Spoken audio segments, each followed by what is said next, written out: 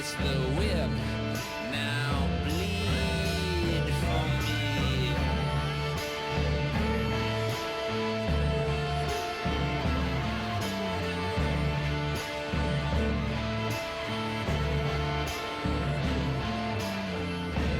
I am tired, I am weary. I could sleep for 1,000 years, 1,000 dreams that would awake me in different colors made of tears.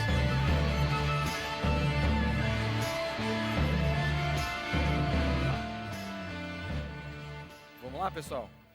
Antes de voltar aqui, as pessoas me procuraram aqui nos bastidores e eu queria chamar uma história que aconteceu aqui no primeiro Assinaturas Day. Eu queria que elas contassem essa história. Eu vou chamar aqui as fundadoras do Segredo Lacrado. Provavelmente agora todo mundo vai estar entrando no Google para saber o que é o Segredo Lacrado. Conta a história que você contou para mim aqui nos bastidores, por favor.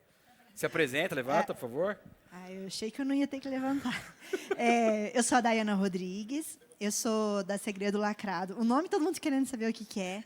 Mas, primeiro, muito obrigada.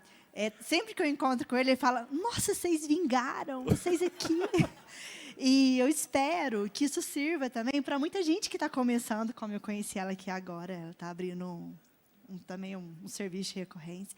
Em 2014, nós participamos do primeiro evento. E, naquele momento, eu não era nada de tecnologia, não entendia nada disso. Eu era enfermeira, funcionária pública e tal. Certinho, tudo certo. E aí, a minha irmã chegou e falou, Dai, eu vi lá fora que está muito na moda esse negócio de recorrência. Vamos abrir? Aí eu falei, vamos, que jeito que é? Ela falou, não, funciona assim. Aí eu falei, tá, vamos dar uma pesquisada. Aí a gente olhou, entendeu um pouco. Aí ela falou, e aí, do que a gente vai abrir? Aí eu falei, não sei, eu entendo de lingerie. Aí ela falou assim, mas lingerie por recorrência não vai dar certo. Eu falei, não, mas eu só entendo disso, eu sou enfermeira, vamos fazer lingerie. Certinho. Abrimos recorrência, mas como a gente não conhecia do mercado, não é igual hoje, eu tenho conhecimento, funciona assim, né? Tem que vender tantos por mês. A gente começou a vender tipo em rede social, assim. E minha irmã falou, se não vender 300 em um mês, já era, o negócio vai morrer. Adivinha? Lógico que não vira, né? Assim, começando como a gente estávamos. Mas, lá no meio nessa reunião, eu me recordo que ele me disse assim, Dai, seu produto, lingerie talvez não seja de recorrência, mas o seu produto é muito legal. Porque como a gente entregava um segredo lacrado, que era uma caixa que a pessoa abria e tinha lingerie dentro, quem é mulher sabe, lingerie é uma coisa muito específica, né? Então, a pessoa preenchia o que ela queria, a gente escolhia e mandava. Só que, como a gente tinha que escolher muito bem e desenvolver produtos muito legais, surgiu a necessidade das pessoas começarem a querer comprar. Como é que eu faço para comprar aquele que a minha amiga recebeu? Eu queria aquele lá. E aí a gente começou, surgiu um outro negócio, a gente começou a produzir as lingeries, né? E hoje a gente é um e-commerce de lingerie, a gente vende atacado, varejo, a gente já manda para alguns lugares, já exporta para alguns lugares. Então, assim, a nossa história é uma história muito engraçada, né? Igual eu sempre digo, que a gente começa com o negócio, mas não sabe necessariamente onde aquele negócio vai chegar, né? Então, eu acredito que aqui tem muitos especialistas, tenho certeza disso, mas tem muita gente também que está começando, né? Então, acho que sirva de inspiração para quem está começando. Tem que ter muita persistência, tem que procurar muito conhecimento e partir para o trabalho. Muito bom. Uma salva de palmas para a Daiane. Tenho certeza que está todo mundo entrando agora o que é o Segredo Lacrado no Instagram deles, né? Que vocês acharam que era outra coisa, né? Segredo Lacrado, nome e tal. Deixa eu voltar um pouquinho aqui. Tem uma pessoa que me pediu uma coisa aqui no intervalo aqui e me perguntou o seguinte. Será que está funcionando isso aqui? Vamos ver. Acho que não está funcionando esse passador aqui. Voltem 3 slides aí, só para eu mostrar um negócio para o pessoal aqui.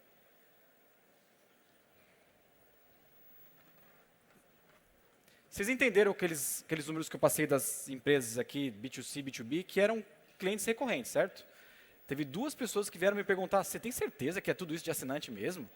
Não é total de usuários, não. Não, gente, é cliente pagando mensalidade. É plano, é um freguês, né? A gente costuma falar sobre freguês. É freguês, quando você tem uma mudança muito importante de cliente para freguês, quando ele se torna assinante. Então, isso aqui, pessoal, esse passador está com problema, hein? Isso aqui é cliente, mas é cliente recorrente. Consegue trocar o passador para mim? Agora está indo. Agora foi.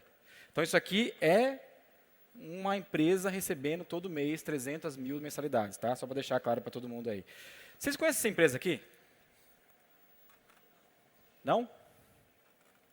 Alguns conhecem, uns sim ou não. Provavelmente, segundo a estatística, 10% dos brasileiros usam essa empresa aqui diariamente. É uma estatística, peguei na internet, né, que está na internet é verdade. Né? Esse cara aqui é dono do Tinder.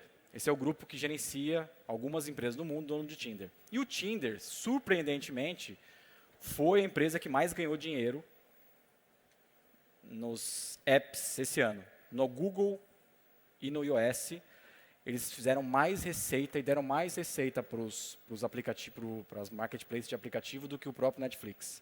E eu vou explicar o porquê que eles conseguiram isso. Porque relacionamento é um negócio muito difícil de se resolver, de fato. Né? Então, trouxe alguns dados aqui.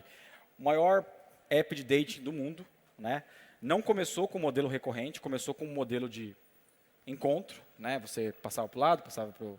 Quem usa o Tinder aqui? Não, brincadeira, não precisa falar, não. Mas é engraçado que o Match.com também é dono da OkCupido, que é uma plataforma bem famosa em alguns lugares do mundo. Tá? Mas o que o Tinder tem de especial que merece a nossa atenção aqui num evento de recorrência?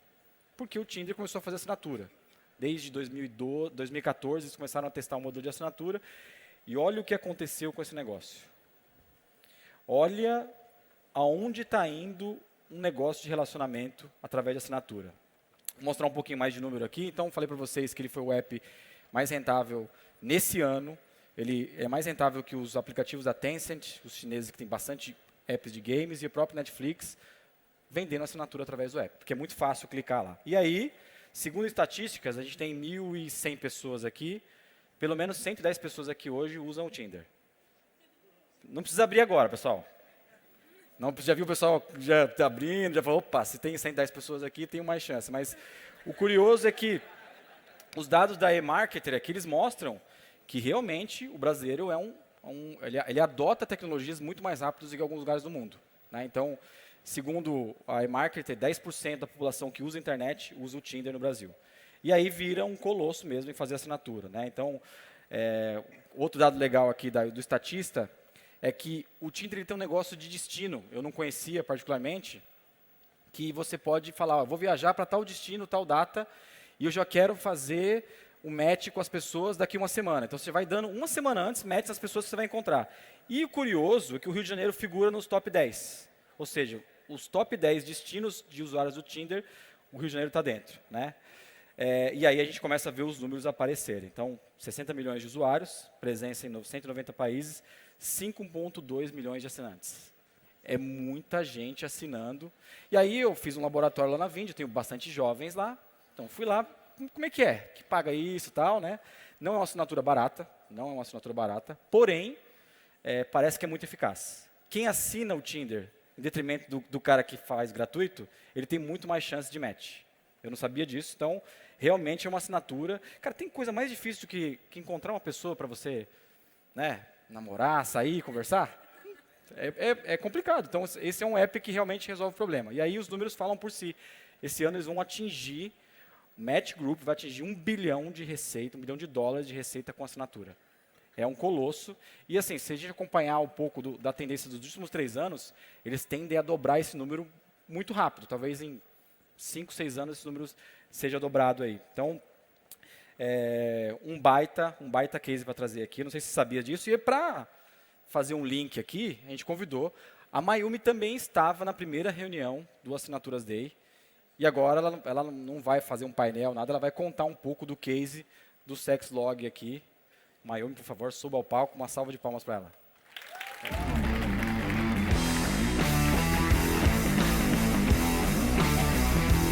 Vou deixar uma água aberta para você.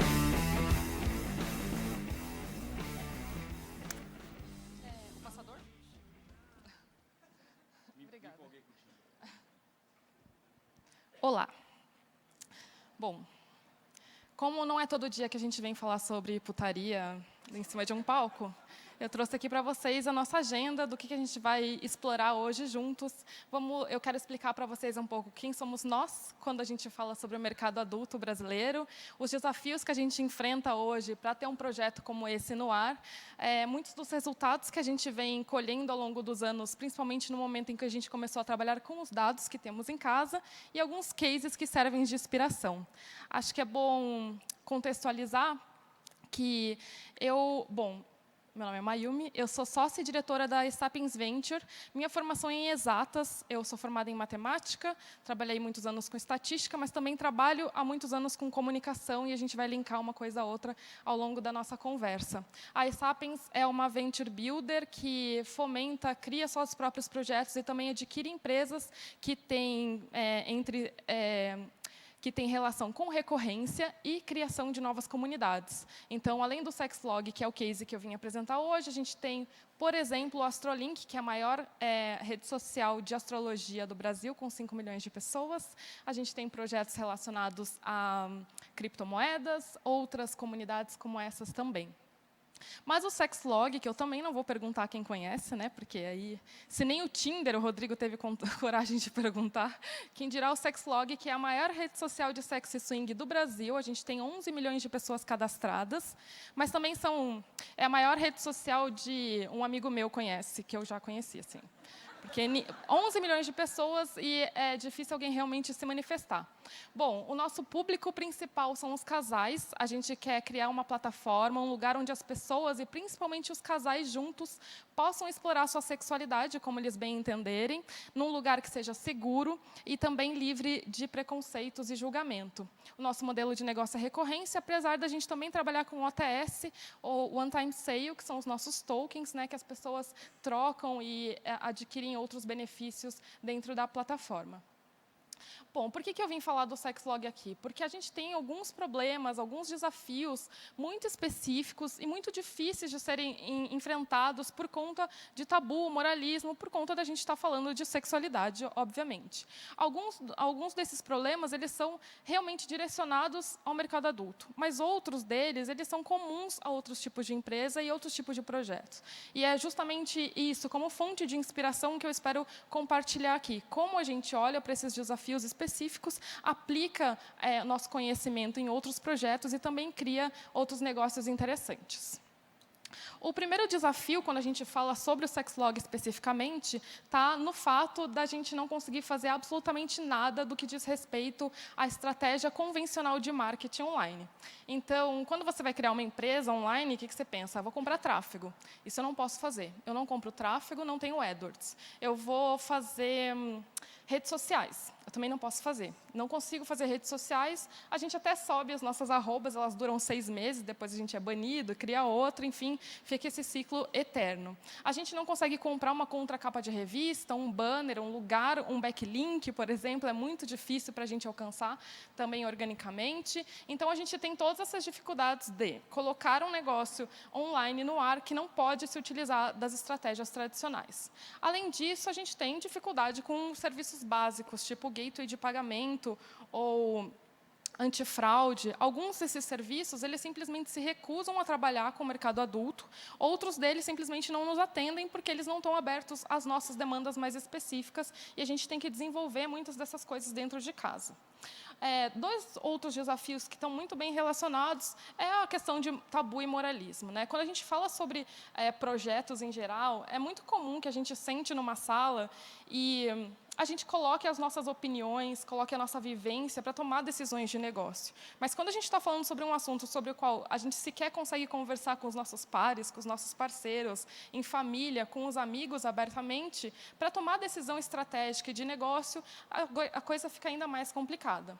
Por fim, a gente enfrenta o fato de que, principalmente no início do Sexlog, as pessoas simplesmente não levavam o nosso negócio a sério, né? Era comum eu mandar um release para um jornalista e ele me responder achando um absurdo, me xingando, falando que eu não deveria mandar esse tipo de informação, esse tipo de material. Imagina se o chefe dele passa atrás e vê que ele está lendo sobre sexo e eu falo, amigo, está tudo bem, a gente faz e pode ler sobre isso também. Mas esse é um dos desafios que a gente teve que enfrentar no dia a dia.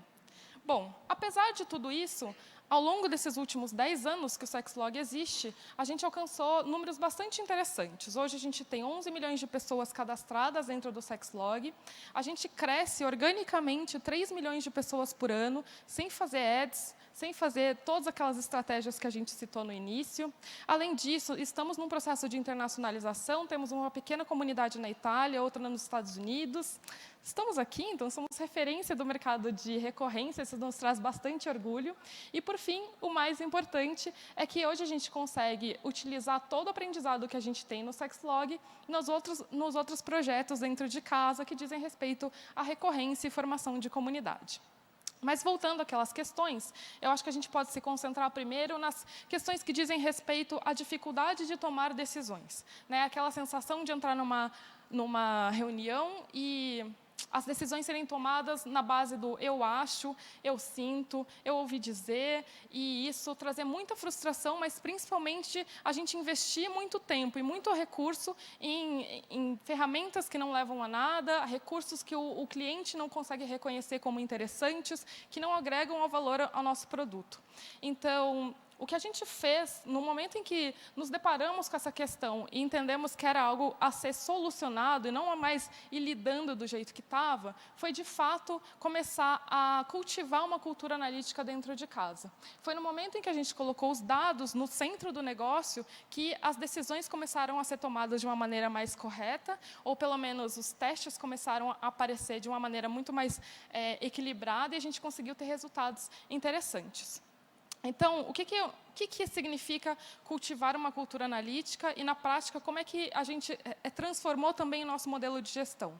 Eu trago esse slide aqui porque é muito comum a gente falar e não dar muito exemplo de mas como que é o seu projeto, né? Como as pessoas estão divididas, e ao longo dos anos a gente fez muitos testes para chegar a esse modelo de estrutura, de gestão, e hoje é o que tem mais dado certo. O que a gente tem, basicamente, são equipes que são divididas de acordo com a jornada do cliente dentro do nosso negócio, né? Então, a gente tem uma equipe de aquisição, que vai cuidar de... Ela dorme e acorda pensando em como atrair pessoas, como fazer essas pessoas se cadastrarem, confirmar o cadastro, enfim. A gente tem uma equipe de sucesso, que ela acorda e dorme pensando em como eu vou fazer essas pessoas transarem, e é nisso que elas se focam no dia a dia. E a gente, obviamente, tem uma equipe de conversão. Todas essas equipes são completas em si mesmas, então, elas basicamente têm pelo menos um QA, um front, um dev, um PO, um designer, um cientista de dados dedicados, enfim. Só para vocês entenderem que, para nós, é importante dar autonomia para essas equipes, e autonomia a gente dá também com equipes completas que são capazes de tomar decisões a cada trimestre e decidir também como o tempo delas vai ser dedicado. Em torno dessas equipes, o que a gente tem é o que a gente chama de integração. Não é uma equipe à parte, na verdade, a gente pega elementos chaves de cada uma desses times, mais o pessoal de ciências de dados, e o pessoal de integração é que tem essa responsabilidade de fazer com que as nossas metas globais e as nossas metas de time e as nossas ferramentas a serem desenvolvidas sejam coerentes ao longo do trimestre, do ano, enfim, do que a gente estiver falando. É assim, então, hoje que a gente trabalha no Sexlog e nas nossas demais projetos também. É esse modelo de gestão que, para nós, deu autonomia às pessoas e a possibilidade da gente também compreender onde elas estavam, de fato, investindo tempo e entregando resultados. E é essa combinação que fez com que a gente também tivesse um processo de inovação acontecendo dentro da nossa venture.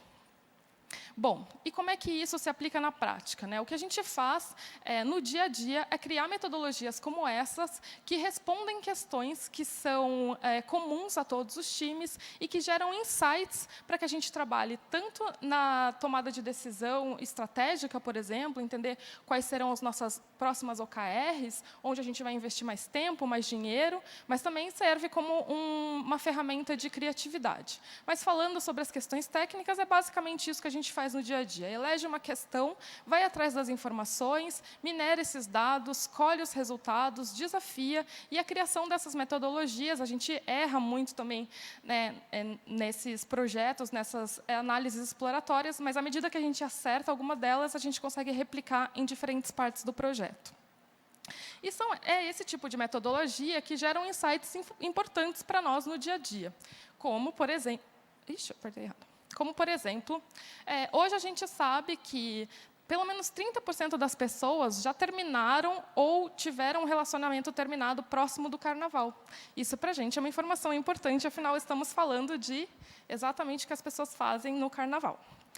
Além disso, hoje a gente entende que os nossos horários de pico, eles são um pouco anti-intuitivos, né? Quando a gente fala numa rede social, de festa, enfim, tudo isso que a gente sabe, e a gente pensa que, bom, as pessoas devem entrar na rede lá pela quinta, sexta-feira, agitar o final de semana, programar o que elas vão fazer, mas, na verdade, não. O que a gente tem hoje, ao longo dos anos, é que o nosso horário de pico, o nosso maior acesso, ele acontece às segundas-feiras, voltas de feriado, retorno de férias escolares, justamente porque o nosso cliente ele tem uma idade média entre 35, 40, 45 anos.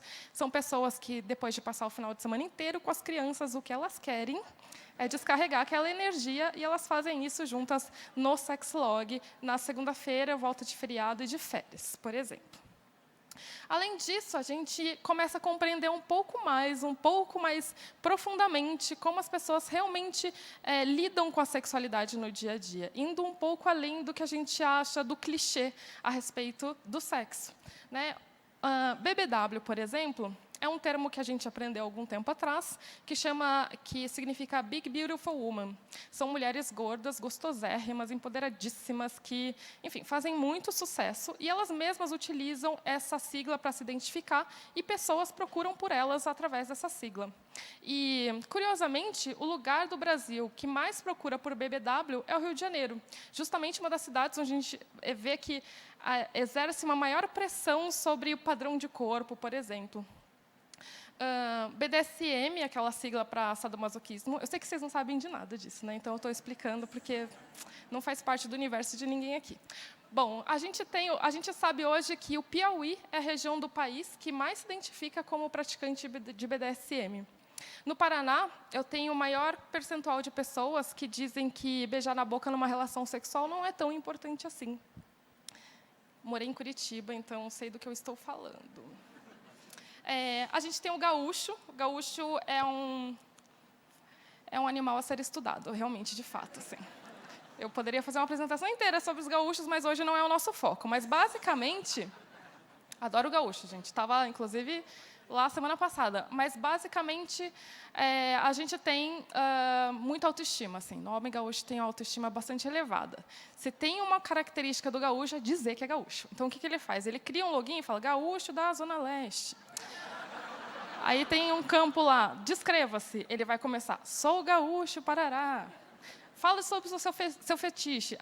Eu como gaúcho, né? Gente, deve estar dando certo, né? As pessoas estão se reproduzindo, então quem sou eu para julgar? Além disso, através daquelas análises exploratórias, a gente vai entender como alguns acontecimentos na nossa vida têm impacto como um todo na sexualidade das pessoas, na forma como elas se relacionam.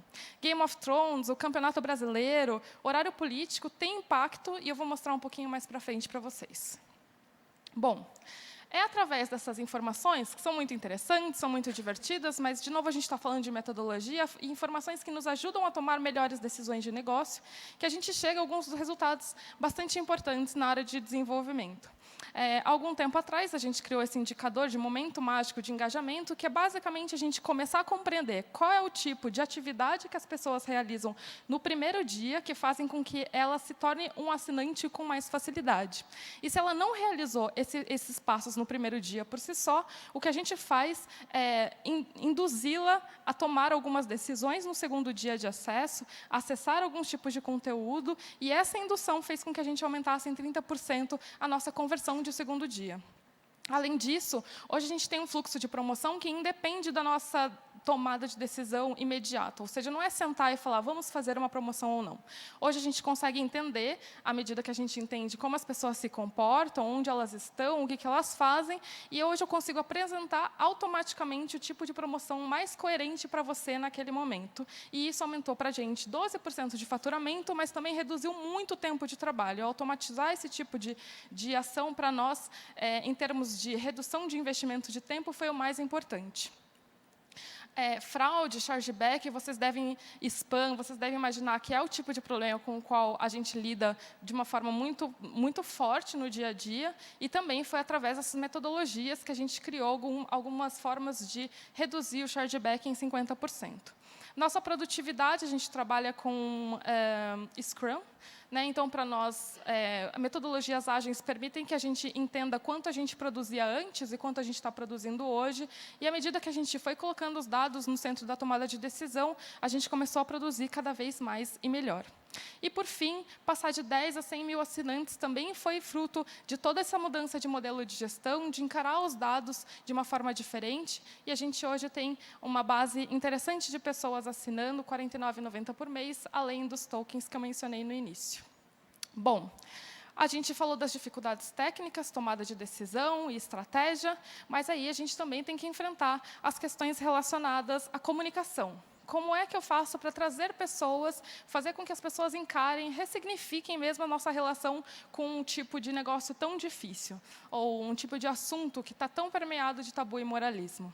O que a gente faz também é utilizar esse tipo de análise exploratória na nossa área de comunicação. Então, além da gente gerar insights, a gente utiliza os insights gerados por outras áreas para criar uma comunicação e fazer com que as pessoas conheçam o nosso trabalho.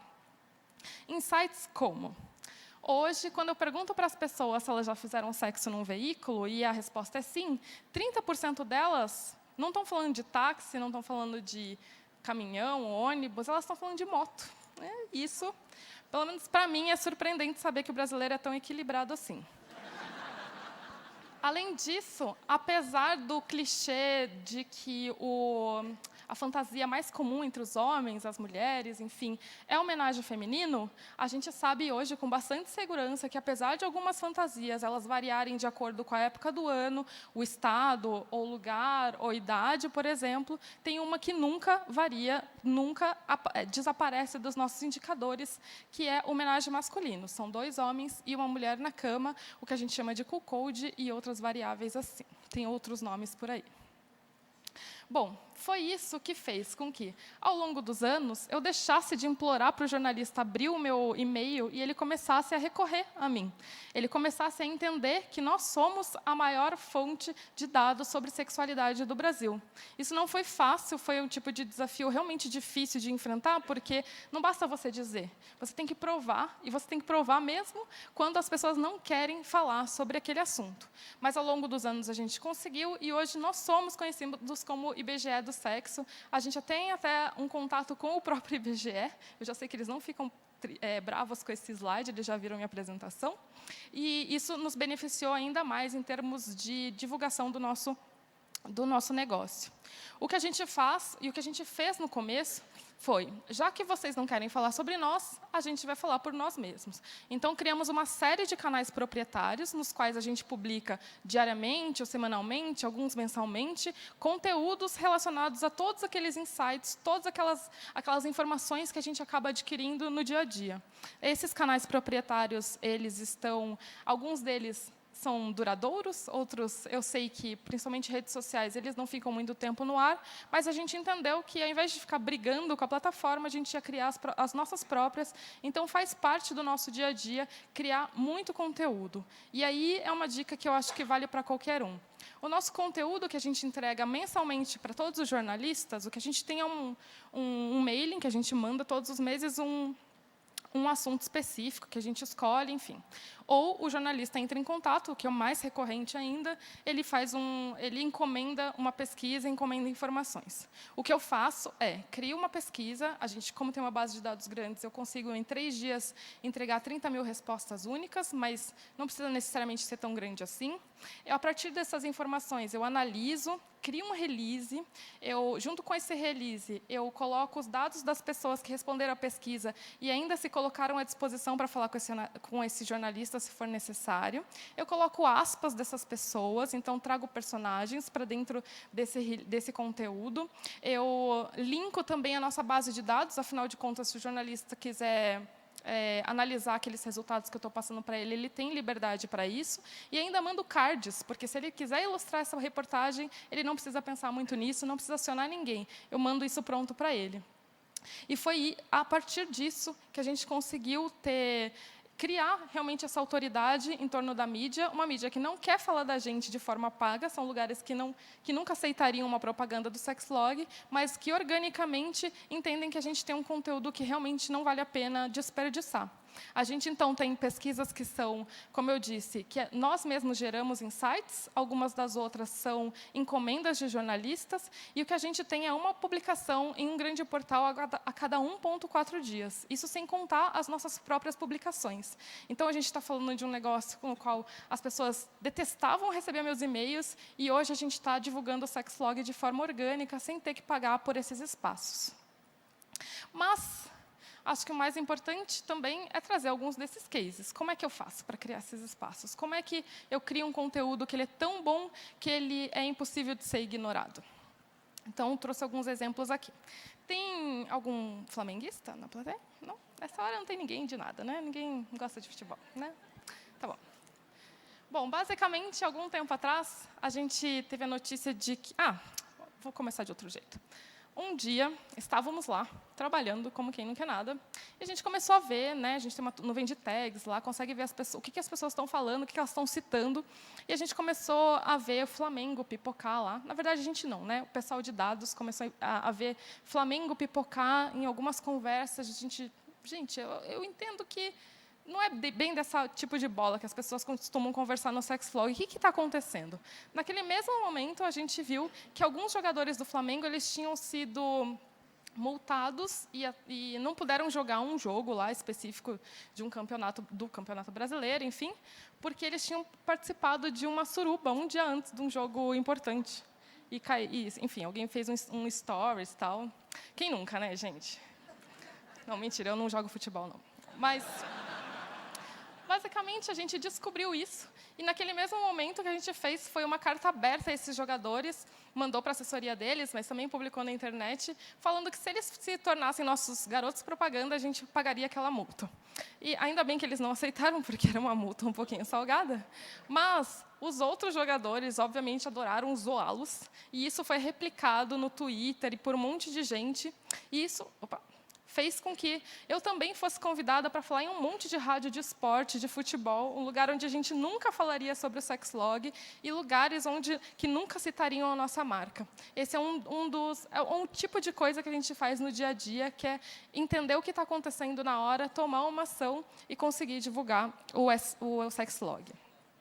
Além disso, um outro exemplo de ação que a gente tomou foi, algum tempo atrás, a gente viu que existia algum problema relacionado à adesão das pessoas mais velhas dentro da plataforma. Chegava aos 60, 65 anos, as pessoas ficavam muito pouco dentro do Sexlog, e isso, na verdade, estava sendo causado por uma falta de acolhimento mesmo. A nossa comunidade entendia que tinha uma idade máxima para curtir a vida, enfim. A gente começou a fazer um trabalho de conscientização, e dentro desse trabalho tinha lá, dê um like, a gente doou R$1 para uma instituição de caridade, enfim. Foi um trabalho mais completo que resultou nisso.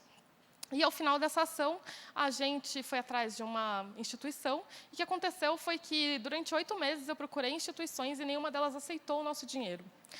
Isso, para a gente, foi bastante indicativo de como as pessoas ainda lidam com a sexualidade, como elas anulam a sexualidade dos outros. E a gente produziu um conteúdo sobre isso, logicamente. Foi aí que começou a nossa parceria com a Veja, que agora já é de longa data, porque a gente tinha R$ 10.000 que não puderam ser doados. Obviamente, depois a gente conseguiu, mas isso fez com que a gente também saísse em novos veículos, eles entendessem que a gente tinha material interessante para usar. Outra coisa importante, outra coisa legal que aconteceu foi que a gente começou a entender, a gente começou a ver que o nosso tráfego ele aumentava na hora do horário político na TV. Que dá para entender, né? Entre uma putaria e outra, talvez eu ficaria com o sexlog também. Mas a gente também se preocupa em falar, pô, tem alguma coisa errada acontecendo. As pessoas estão deixando de ler, de entender ou de assistir coisas sobre política para ver nudez. Vamos fazer alguma coisa aí. E daí, no mesmo dia, a gente contratou modelos, homens, mulheres, pessoas trans, casais, enfim, grupos. E, a partir dali, a gente criou o nosso próprio horário eleitoral. Hoje, se você ligar no Sexlog na mesma hora que começa o horário eleitoral na TV, você vai ver pessoas tirando a roupa e falando sobre a importância do prefeito, qual que é o papel do vereador, enfim, como mudar o lugar onde você vota, um monte de informação que vem ali um pouquinho mais divertida, e a gente também conseguiu muita publicação orgânica a partir disso. Game of Thrones. Esse é o tipo de insight que eu acho que, assim, quando a gente começa a cultivar essa cultura analítica, o mais legal não é a gente sentar numa sala e falar, vamos fazer um brainstorm. O mais legal é quando a gente está tomando um café e as ideias acontecem. Esse é um dos exemplos. O Michael, eu não assisti Game of Thrones, mas eu estava conversando com o Michael, que é o nosso designer, e um dia ele falou, nossa, não dormi bem essa noite, assisti Game of Thrones, eu fiquei todo vidrado, depois não conseguia dormir, e eu, será que mais gente passou por isso? E a gente foi dar uma olhada nos nossos dados, e, de fato, mais gente passou por isso. Acho que as cores não estão muito claras ali, mas, basicamente, a gente tem, ali no 20%, o nosso tráfego normal aos domingos. Tá? Então, ao longo dos últimos anos, nos domingos, a gente tinha muita gente entrando às 21 horas, o nosso pico era às 10 da noite, e, a partir daí, a gente tinha menos pessoas interessadas no Sexlog. Quando a gente foi analisar só a última temporada de Game of Thrones, o nosso tráfego mudou completamente. Então, a gente tem as pessoas começando a, de fato, entrar lá pelas 11h, à meia-noite elas estão loucas, então, assim, elas não conseguem dormir, elas viram alguma coisa que deixou elas muito abaladas, elas têm muita energia e elas vão gastar essa energia com a gente. E, a partir daí, elas conseguem, de fato, relaxar depois que elas usaram o Sexlog. Então, fica a dica de quando tiver muita pressão. Tá? Isso é interessante porque, além de mostrar como a curva mudou, mostra como a quantidade de pessoas, então o volume foi muito maior durante o Game of Thrones, e a gente fez outras ações relacionadas a esse tema, justamente para aproveitar esse público que estava entrando, a gente criou conteúdo, enfim, fizemos outras ações integradas à medida que tivemos essa descoberta, e um monte de publicação também falou sobre isso no final da temporada. Então, um resumão, eu trouxe aqui apenas alguns exemplos, mas basicamente a gente tem um monte disso acontecendo ao mesmo tempo, de que os dados eles são muito valiosos, muito importantes, mas se você não souber o que fazer com isso, se você não tiver criatividade e liberdade para fazer coisas com eles, aí ele não serve de nada. A gente ficou muitos anos realmente não aproveitando, e à medida que a gente encarou eles de outra forma, os resultados foram diferentes. Além disso, é preciso estar aberto ao óbvio e ao não intuitivo. Muitas descobertas que a gente faz, elas vão contra o que a gente acredita, ou acreditava, ou achava como as pessoas se comportavam, e isso faz com que a gente seja desafiado no dia a dia. E mesmo as coisas óbvias também podem ter um viés criativo utilizado através disso. E nós hoje encaramos a escassez como um principal veículo de criatividade. Então, apesar da gente estar falando também de outros projetos, esses outros projetos sabem que não poder contar com as coisas com as quais todo mundo conta também faz com que a gente crie novas soluções. Produzir um conteúdo que ele é tão bom que ele é incapaz de ser ignorado, e, por fim, testar, errar, permitir que as pessoas errem. Eu trouxe um monte de case legal, mas, obviamente, um monte dos outros cases que nós criamos flopam, eles não geram nada, não geram nenhuma notícia, às vezes é muito frustrante você passar um tempão fazendo um infográfico, coisas assim, e ninguém dá atenção, mas realmente faz parte do nosso negócio. Aqui tem alguns links de coisas que a gente produz. Só para quem quer ficar ligado, entender o que a gente está fazendo, o que a gente está descobrindo, quiser entender um pouco mais sobre a sexualidade do brasileiro, acho que são lugares interessantes para fazer isso. E, por fim, eu acho que é importante uma coisa que eu faço toda vez que eu venho fazer uma palestra, porque eu, às vezes, saio com um sentimento de muita frustração quando eu vejo alguém falar sobre o próprio case e falar como tudo é maravilhoso, como tudo deu certo, como, olha, como estamos entregando o resultado, e a gente vai para dentro de casa, e os problemas, eles continuam acontecendo, apesar de a gente seguir muitas das boas práticas que a gente vê por aí. Então, a verdade, eu quero só compartilhar com vocês, é que a gente chora, a gente briga, apesar da gente ter os dados no centro da tomada de decisão, a gente ainda toma decisões erradas. Há um ano atrás, a gente pagou quase R$1 milhão de multa para a Visa por conta de chargeback. Então, são decisões erradas e decisões caras também que a gente faz. E isso faz parte do nosso dia a dia. E é isso. Isso nunca vai deixar de acontecer. A gente sempre vai fazer coisas erradas. A gente sempre vai tomar decisões que depois pareciam óbvias, que não deveriam ter sido tomadas, mas naquela hora parecia a única opção.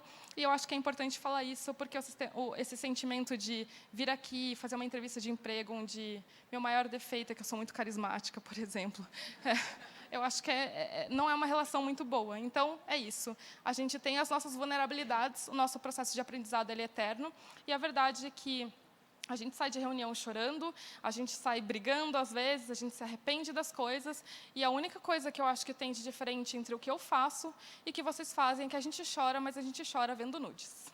É isso. Muito obrigada.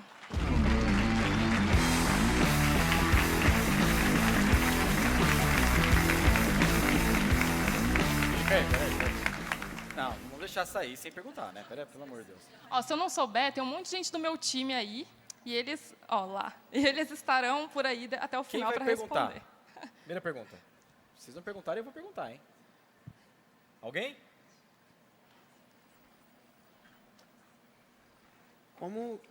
Tudo bem? Boa tarde. Oi. Como que você trata usuários ativos e inativos? E desses 11 milhões, você pode revelar quantos são pagantes, recorrentes? Os 11 milhões, a gente tem mais ou menos 100 mil pagantes. A gente, hoje, considera, depende do indicador que você está falando, né? Quando eu falo 11 milhões, são pessoas que acessaram há pelo menos 1 ano e meio. É isso que a gente faz o recorte. Então, obviamente, de lá para cá tem muita gente entrando, muita gente saindo, mas a gente tem esse recorte. Tá? Mas depende do indicador mesmo, porque tem algumas coisas que a gente, por exemplo, tem um produto que ele está ainda numa fase de validação e ele precisa ter um resultado mais rápido, o ISOs app. E a gente só pensa nele como usuário ativo quem acessou há 14 dias. Então, depende mesmo do indicador e do produto, do momento do projeto. Tem mais uma pergunta ali? Ali, ó. Essa nós vamos abrir até umas 3. Isso é legal. Oi, boa tarde. Se levantar, levanta para a gente ver você. Tá bom, eu não sou Por tímida. favor. Boa tarde. Eu gostaria de saber quais são os principais desafios em relação à retenção de clientes e se já foi cogitada a parceria com sex shops, esse tipo de coisa para divulgação. Retenção de clientes, acho que é um desafio para todo mundo, né? A gente tem um desafio maior, quando a gente fala do nosso tipo de produto, que ele está relacionado ao momento de vida do cliente. Às vezes, a gente está falando de pessoas que estão com a gente há muitos anos, mas ela acabou um relacionamento e começou um novo, e o Sexlog não cabe mais na vida dela. Então, hoje, o que a gente faz é compreender que a gente tem um ciclo de vida diferente e que as pessoas voltam muito. Às vezes, elas voltam depois de anos, às vezes, elas voltam depois de meses, mas a retenção de clientes ela faz parte das nossas OKRs, principalmente de sucesso e de conversão, isso no dia a dia. Você perguntou de sex shop, né? A gente tem parceria com uma série de sex shops. Na verdade, a gente tem um monte de concurso rolando, sorteio, sempre tem algum tipo de parceria. O que a gente não faz é propaganda dentro do Sexlog, porque a gente entende que, como é assinatura, a gente quer oferecer a melhor navegação possível, né? A melhor experiência possível. Então, o que a gente faz são parcerias, talvez, com eventos e coisas assim. E tem algumas rolando. Eu gosto, assim, a gente tem essa liberdade hoje de fazer parceria com coisas que a gente acredita mais, né? Então, em termos de sex shop, por exemplo, se for uma mulher investindo em inovação ou um jeito diferente de vender, tal, são coisas que a gente gosta de trazer para perto, próximo, e nos nossos eventos ter essas marcas juntos também. Temos mais uma pergunta ali, ó. Eu sou Luísa, aqui atrás. Eu sou jornalista, eu trabalho com desinformação, então a pergunta não é tanto sobre recorrência, mas eu queria saber se vocês já foram impactados por deepfakes E como é que vocês fazem controle de revenge porn e pedofilia e tudo mais? Não, a gente não fomos impactados. Não tem um caso para te falar de deepfake ainda com relação a esse tipo de assunto.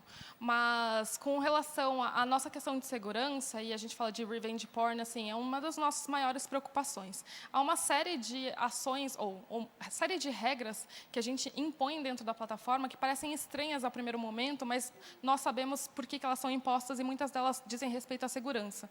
Então, quando você entra no Sexlog, você não vê o rosto das pessoas. São fotos só de corpo e a gente tem uma série de ferramentas de edição de foto que você borra a tatuagem, por exemplo, tira o fundo, coisas que impedem que as pessoas te identifiquem facilmente e que, portanto, perde o valor do revenge porn, né? Você só vai se vingar de alguém, publicar as fotos, se ela puder ser reconhecida. Então, a nossa ideia é que as pessoas não publiquem fotos, entendam a necessidade de não serem conhecidas lá. Mas boa parte não, todas as nossas decisões elas passam por duas questões fundamentais. Uma delas essa é uma ação ou uma decisão, uma ferramenta que vai aumentar a segurança, e se sim, ela é algo que a gente pode discutir, porque se ela for diminuir a segurança, ela simplesmente não é cogitada. E, além disso, essa é uma ação que diz respeito a um dos nossos pilares, que é o não julgamento. Isso permite que as pessoas se relacionem sem que uma julguem a outra. Então, isso faz parte, assim, todas as regras, às vezes, elas parecem um pouco curiosas. Por exemplo, não poder mostrar o rosto, as pessoas serem banidas por mostrarem o rosto, mas elas acontecem justamente pensando em segurança em primeiro lugar. Temos uma última pergunta aqui. Pode levantar, por favor? Obrigado. Você comentou da multa que vocês tomaram aí por conta do chargeback, né? Que é um assunto bem sensível aí nas companhias. Eu queria entender do lado de vocês quais ações foram tomadas para vocês reduzirem o chargeback da empresa de vocês. Tá,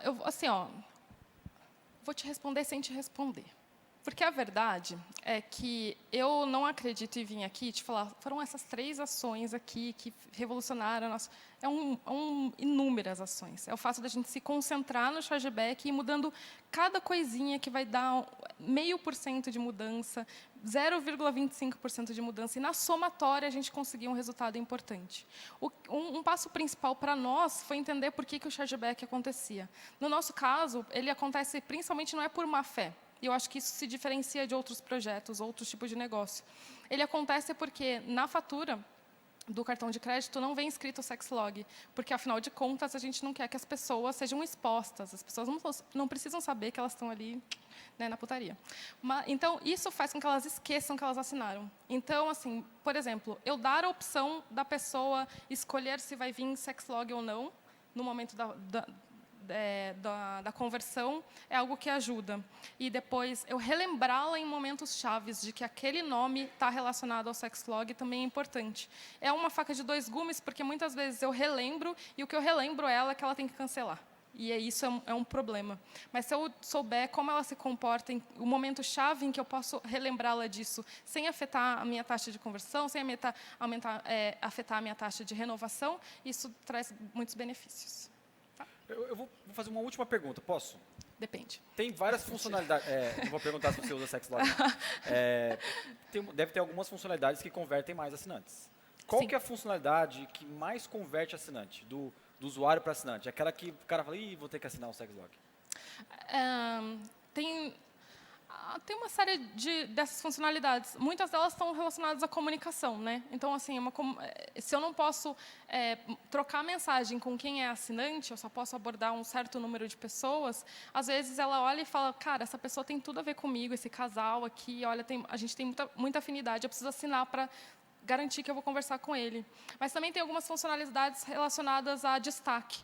Então, como a gente está falando de 11 milhões de pessoas, pensa 11 milhões de pessoas, sei lá, tem um monte de gente que é homem realmente não sabe tirar foto, meu Deus do céu, vocês precisam aprender a fazer isso, podia ter um workshop só disso.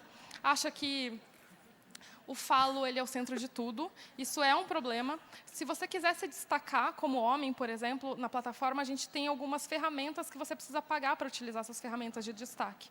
Então, é isso, para você se sobressair no meio da multidão, a assinatura faz toda a diferença. Muito legal. Mayumi, muito obrigado. Uma salva de palmas para Mayumi.